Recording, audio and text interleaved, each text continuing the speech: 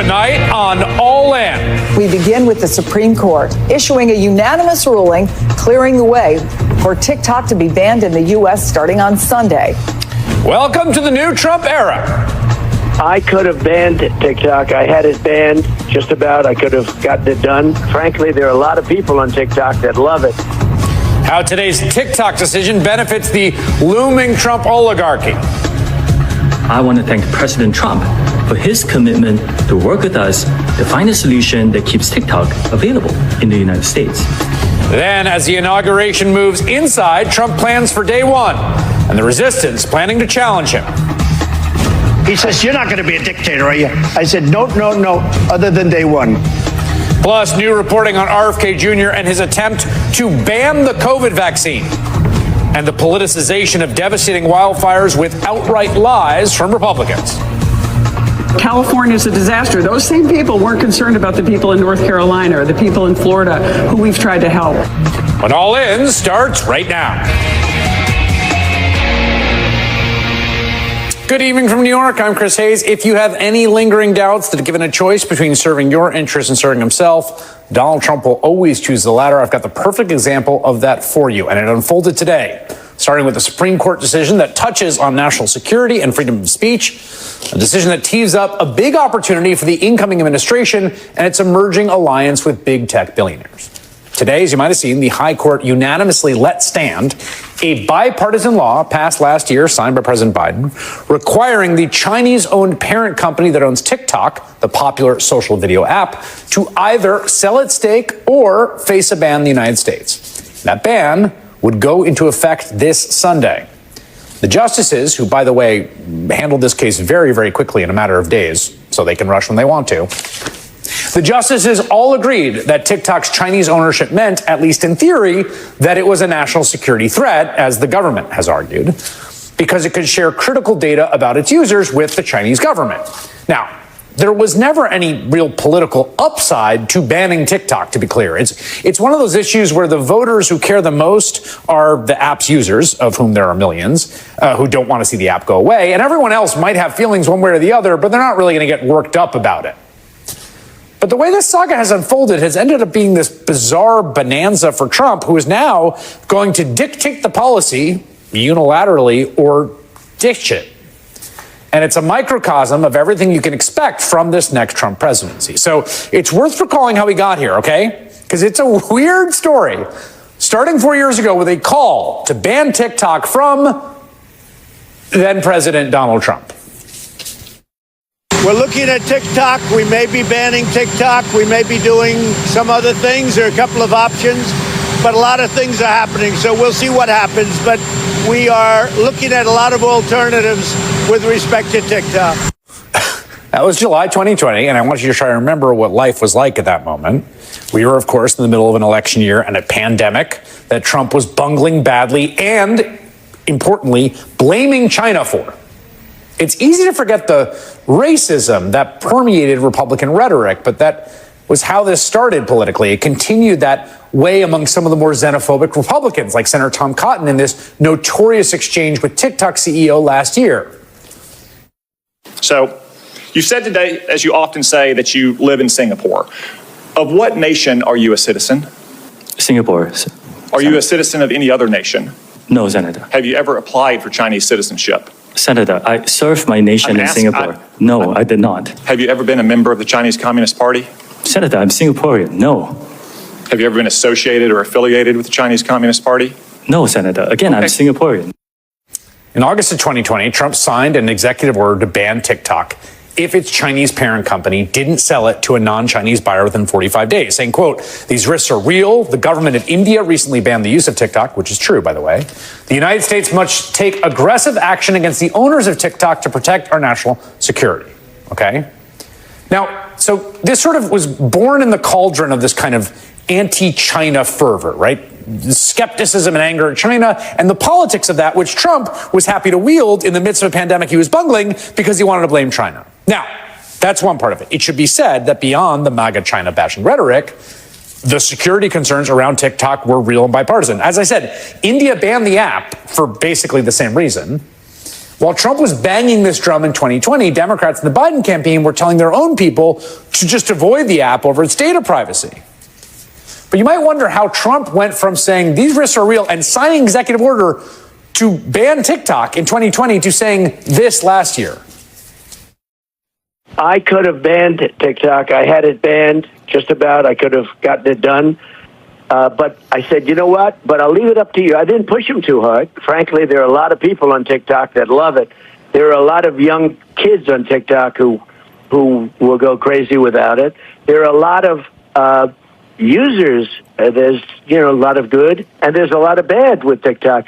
But the thing I don't like is that without TikTok, you can make Facebook bigger. And I consider Facebook to be an enemy of the people. You see what's happening here, right? All of a sudden, Trump wanted to ban TikTok. Now he likes TikTok, but he hated Facebook. Why the flip-flop?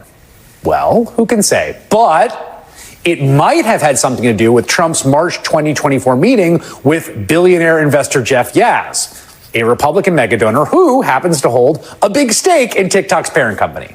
After that meeting, Trump came out against a TikTok ban. I think it was the next day, maybe, after they met, something like that. And Yazz not only contributed tens of millions to Republicans, he also became the biggest institutional investor in the shell corporation that merged with Trump's own social media company and took it public, a move that helped rapidly grow Trump's net worth. Now, at the same time, Trump's original ban had stalled in the courts. And last year, again, Republicans and Democrats in Congress joined together in an election year, mind you, to pass their own ban of TikTok. It passed overwhelmingly as part of that foreign aid package to Ukraine and Israel. The president of the United States, Joe Biden, signed it into law. That is what the Supreme Court upheld today. So the law's been signed. It's going to go into effect. It can on Sunday. But now apparently we're going to end up with basically the worst of all worlds. A pending social media ban that is unpopular among its users and also civil libertarians, protected by a new Supreme Court decision that could potentially hand future administrations broad power to crack down on free speech by citing national security concerns. So what does the president, Joe Biden, for another few days, think about all that now? A reporter asked him today. What's your take on the TikTok decision today, sir? Well, the decision will be made by the next president anyway, so I think it will work. The decision will be made by Trump. So now it's all just passed over to Trump. Weirdly unilaterally, he can enforce the law or not, he can stop it or not. What will Trump do? Well, he will absolutely take the golden opportunity that was just given to him to walk in and act like the savior of TikTok, as his incoming national security advisor, Mike Waltz, told Fox Today. We will put measures in place to keep TikTok from going dark. In the legislation allows for an extension as long as a viable deal is on the table. And then, essentially that buys President Trump time to keep TikTok going. It's been a great platform for him and his campaign to get his America First message out. But at the same time, he wants to protect their data. You see how this works, right? Before, he was against TikTok because he was mad at the Chinese. Then he was for TikTok because banning TikTok might hurt Facebook, and that was his enemy. But now his message is getting out to TikTok, so he likes TikTok. None of this has anything to do whatsoever with any actual national security concern or policy merit, right? Just a man of the people giving them what they want. A man of the people who loves how his posts are doing on TikTok and whose personal wealth is buoyed by a major TikTok investor and who has invited TikTok CEO to sit in a position of honor on the dais at his inauguration alongside former presidents and dignitaries. That CEO today, surprise, surprise, got on TikTok to kiss the ring. On behalf of everyone at TikTok and all our users across the country, I want to thank President Trump for his commitment to work with us to find a solution that keeps TikTok available in the United States. So Democratic lawmakers, including the president, pursued this ban, again, against political headwinds, purely because they had a genuine good faith set of substantive beliefs about the merits of the policy, right? They really did. There's no other reason. They were convinced this was a national security threat. Whether they're right or not, I still can't say. But they did this purely for a substantive commitment. They believed it was good legislation, and they did it in an election year. And now it's incurring a backlash. And they are passing the power to save TikTok off to Donald Trump, who initiated the whole process, so he can ride in and save the day and the interests of a big donor. And what does saving TikTok look like? Well, maybe handing it over to an American buyer like co-president Elon Musk or new MAGA friend Mark Zuckerberg, who does not like his sites having to compete with another social site. He really wants TikTok banned, right? Because it helps Instagram. And guess what? They'll both be at the inauguration along with the TikTok CEO, right? Or maybe Trump will just not enforce the ban. Maybe he'll come to an understanding with the Chinese. Probably worth noting, just hours before the Supreme Court ruling, Trump was on the phone with Chinese leader Xi Jinping talking about trade and TikTok. So you got everyone sitting in before, like, what's he going to do? Well, the one thing we know is that the ultimate decision Trump will make about TikTok will not be at all, won't even pretend to be, frankly, about what's best for you or what's best for the country. It will be about what's best for Donald Trump. That's all that matters. This is the politics of dictatorships and kings. It's not the politics of a democracy. Congressman Lloyd Doggett is a Democrat of Texas. He voted to ban TikTok last March, and he joins me now. Congressman, I really have to confess confusion about how we ended up here, particularly with the sort of scramble at the end that there's no buyer, the extension to the decision in the Trump administration when my understanding was ByteDance and the Chinese government said all along that they're not going to sell. So this seemed like entirely foreseeable. Well, Chris, you summarized it as usual so very well. Donald Trump was so strong back in August 2020 against TikTok. He bragged in April of 2022 that it was only rhinos and Democrats that were standing in the way, and even they had finally realized the wisdom of his decision to ban TikTok. I took this vote very seriously, as I know a number of my colleagues do. I have a presence of TikTok, a big office here in Austin, my hometown. Many young people really enjoy TikTok. Businesses depend on it. So it was a challenging vote, but the information that we got about the national security threat of a company owned by a company whose first responsibility under Chinese law is to the Chinese Communist Party, and all the data that they could get convinced me we needed to do it. And as your ample explanation of the history of this demonstrates, my concern is we will just see more of this, whether it's Trump's interest in Turkey or in the Middle East or wherever his family can negotiate a new deal. Most present with Putin. War criminal that he is, he seems to be one of the few people in the world that Trump hasn't had reason to criticize. So it's all about Trump. And of course, you use the term oligarchs, and that's what we have surrounding Trump, including this one oligarch who contributed $46 million this year to various right-wing causes and PACs, and may have had a hand, as you said, in changing Trump's mind and attitude about the security threat and being more concerned about the security of himself and his family financially and politically.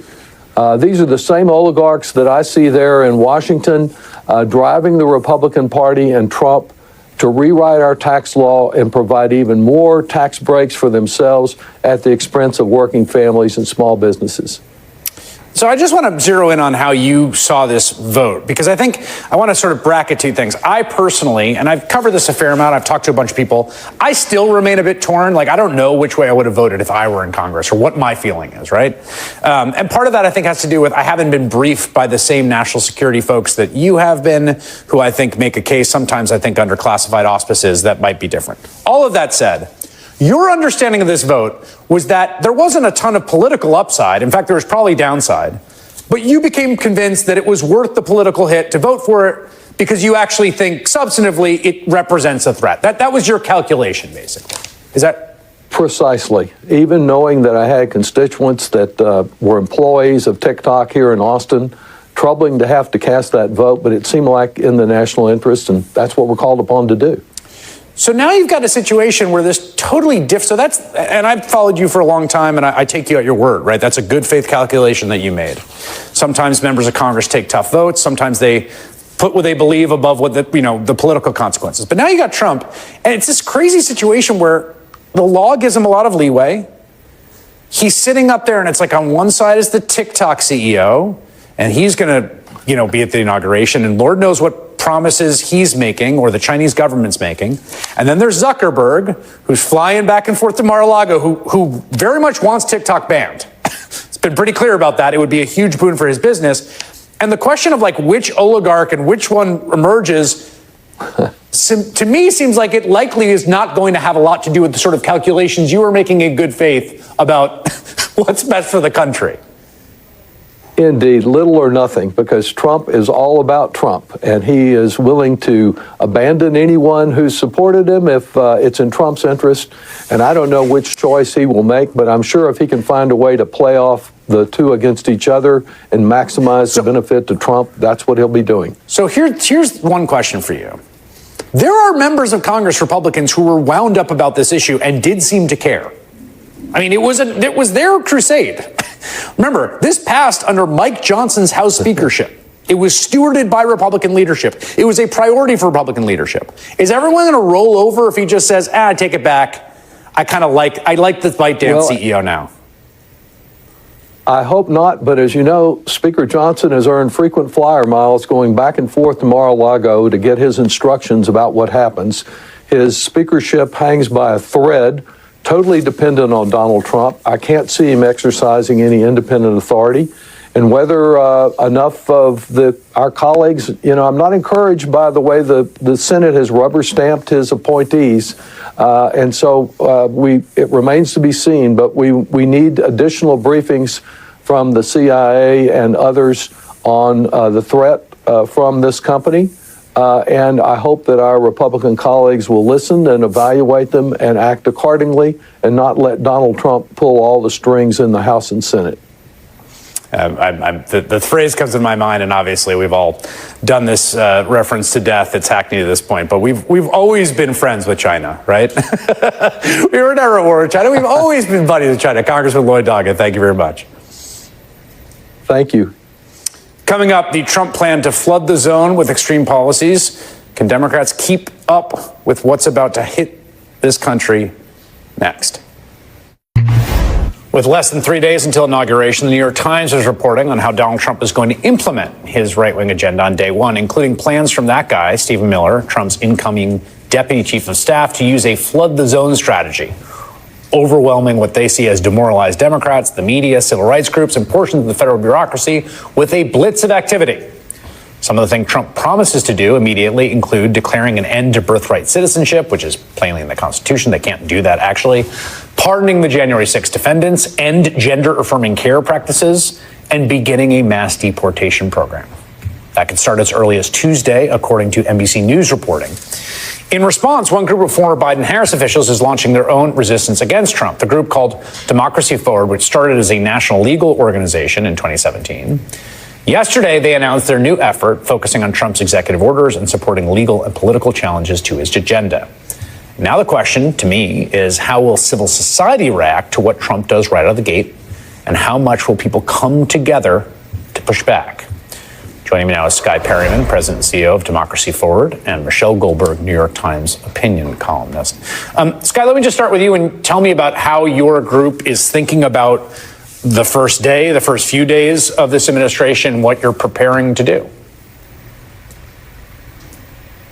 The president-elect and his associates have been quite clear that they do intend to flood the zone. And so we are standing ready. We know these executive orders, the executive action that you'll see, will both be extreme and will be out of touch with every single American. These are orders that will raise costs. They will target people and communities, and they're really out of step with American values.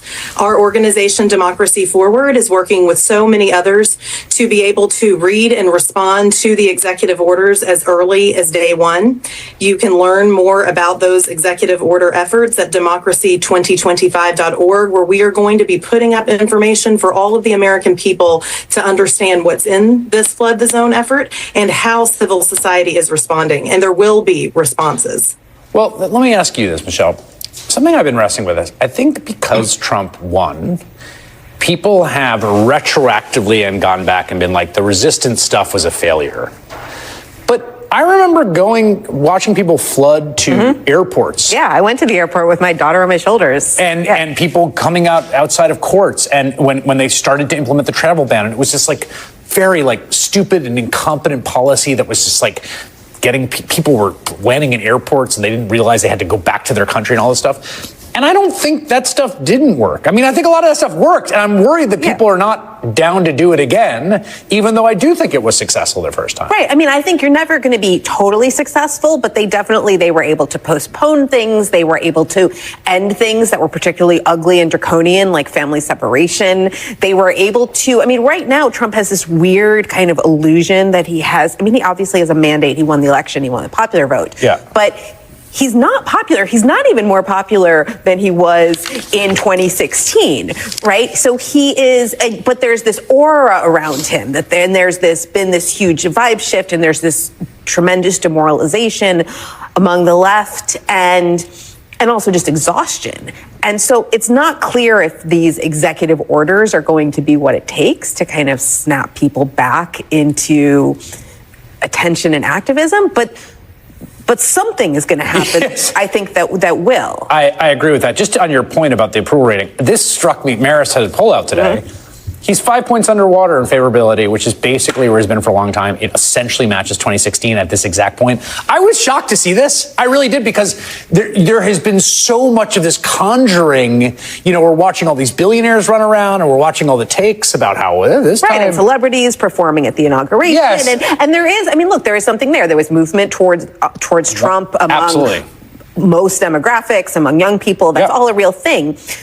But not a colossus. But nevertheless, right, this was not a landslide. This was not, kind of Reagan. This wasn't even really George W. Bush in 2004. Sky, when you talk about being ready and keeping people apprised, I mean, one thing is just filing injunctions or temporary restraining orders or going to court to block stuff. I mean, something like, for instance, unilaterally repealing birthright citizenship, which has been in the Constitution since the 14th Amendment was ratified in the wake of the Civil War, is uncontroversial except for a small group of cranks, which you never know. There might be a lot of votes in the Supreme Court for a small group of cranks. Like, is that a legal strategy to get into court as quick as possible and just fight this stuff? Absolutely. Last time the Trump administration lost a lot more than they won in court. Nearly 80% of the time at various points of the administration were they losing in court, because they operate so unlawfully and in a way that is out of step with people and communities throughout this country. At Democracy Forward, along with so many hundreds of organizations, people are geared up. They are ready. If this administration harms people and operates unlawfully, you will see us and so many others in court. There is the question, too, about the sort of mass deportation, going into effect very quickly. And there's all this reporting. We have some reporting that they want to make a show of it. I mean, the whole point of this, right, is to do big showy raids. These raids are extremely expensive. They're incredibly inefficient. Like, they don't make any sense bureaucratically. They don't really make sense policy-wise. But they want to demonstrate this for the American people early on. And it's interesting, because whenever I write that we should take Trump seriously about various things that he says he's going to do, I get two kinds of emails from his supporters. One is like, of course, you idiot, he's going to do it all. And the other is, obviously, he's just bluffing. Like, how stupid are you to take this seriously? And so one of these two groups is going to find themselves either disappointed or sort of confused by what starts happening. And I think that there's a lot of people who didn't take mass deportation seriously, in part because I think they don't understand why it didn't happen during his first term. They were like, well, he never did it then. All the people who thwarted him then, or not all of them, but a lot of them are gone now. And so he has much more leeway. And so there's reason to believe that it could be far more draconian this time than it was last time. But there's a lot of people, I think, who just aren't expecting that. Yeah, and I think the other thing here about that sort of, they're smelling some weakness or demoralization. And Sky, obviously, your group is sort of prepared for that moment. But I guess the question is, like, it's more than lawyers, right? And this is the thing I think we learned the first time. Like, lawyers, citizens, people actually going into the streets or expressing their dismay, calling their members of Congress, whatever it is, through the mechanisms of civil society and the performance of democratic citizenship in groups to say, like, we do not abide this. Absolutely. I mean, remember last time he entered the presidency, said that he was going to overturn the Affordable Care Act, was unable to do that because it was unpopular when he thought he had the votes. Yep. And of course, in court, there you saw many people in communities and groups across the country be able to take him to court, take the administration to court, challenge the unlawful behavior, challenge the attempts, which we will see again, to hide things from the American people, yep. to operate with special interest in ways that are improper. All of his wealthy donors and special interests that he really owes favors to, you're going to see him start seeking to deliver on those favors, and much of that will violate the law. Sky Perryman, Michelle Goldberg. We will see what happens next week. Thank you both. Thanks. Still ahead, disturbing new reporting on the man that Donald Trump wants to be in charge of your health. Senator Ed Markey joins me on the danger of Robert F. Kennedy Jr. That's next. Tonight, an alarming new report on Robert F. Kennedy Jr., the person Donald Trump wants to put in charge of the country's health. In May of 2021, that's just 6 months after the rollout of the COVID vaccine, Kennedy tried to stop all COVID vaccinations in the U.S., the New York Times reports. He did this during a deadly phase of the pandemic when thousands of Americans were still dying every week.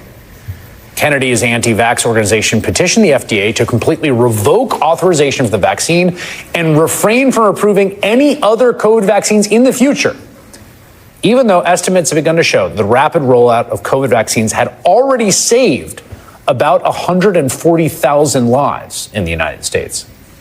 Senator Ed Markey, Democrat of Massachusetts, is on the Health, Education, Labor Committee, which is one of the committees that will be holding hearings on RFK Jr. for Health and Human Services Secretary, and he joins me now. Senator, obviously we've known RFK's position, RFK Jr.'s position on this. This is new news that this petition actually happened. We've got global estimates that in that first year, the vaccine saved the lives of about 19 million people. What do you think this says about his qualifications to be the head of HHS? Well, it only reinforces all of the doubts that have already existed about his candidacy. He's questioned the vaccine for polio. He's questioned the vaccine for measles.